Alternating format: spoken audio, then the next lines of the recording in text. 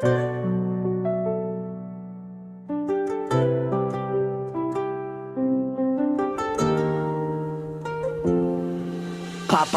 ng papahirap ang pamumuhay sa daigdig na ating pinaglalakbayan.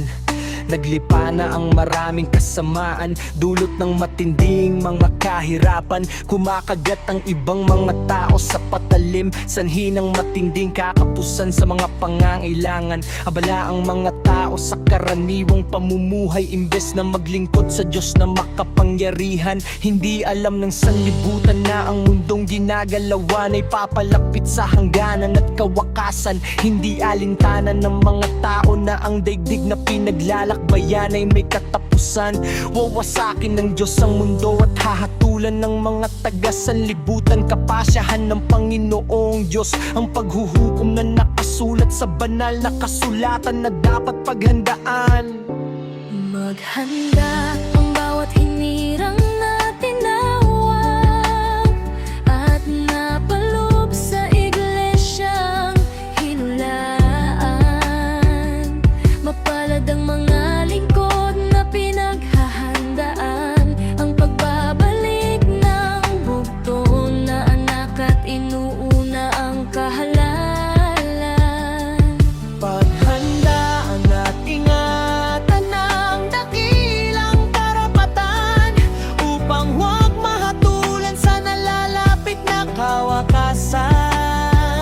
Unahing paglingkuran ng Panginoong Diyos kesa sa mga bagay at gawain sa daigdig upang kamtan ang nalalapit na kaligtasan.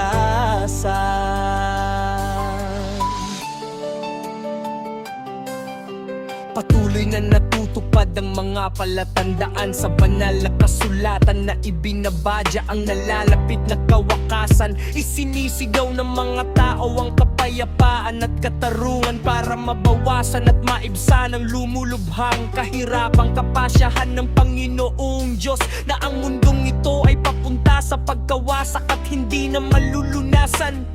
Ang mga hinirang ng Diyos ay naghahanda at laging gising sa kanyang katwiran upang tamuhin ang pangakong kaligtasan.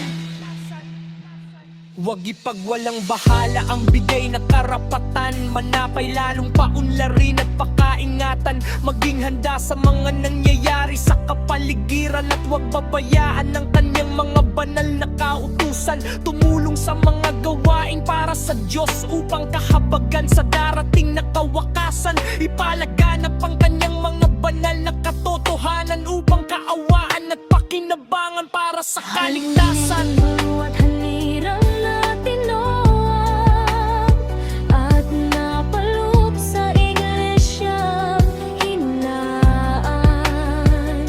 Mapalad ang mga lingkod na pinaghahandaan ang pagbabalik ng bugtong na anak at inuuna ang kahalaalan. Paghandaan at ingatan ng dakilang karapatan upang huwag mahatulan sa nalalapit na kawakasan. Unahing paglingkuran ng Panginoong Diyos kesa sa mga bagay at gawain sa daigdig upang kamtan ang nalalapit na kaligtasan.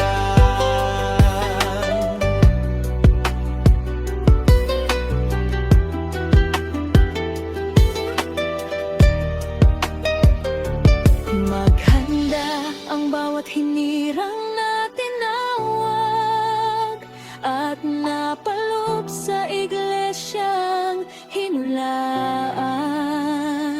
Mapalad ang mga lingkod na pinaghahandaan ang pagbabalik ng bugtong na anak at inuuna ang kahalaalan.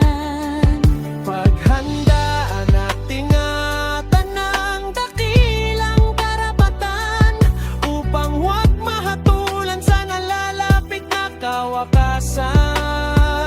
Unahing paglingkuran ng Panginoong Diyos kesa sa pangabagay at gawain sa daigdig upang kamtan ang nalalapit na kaligtasan.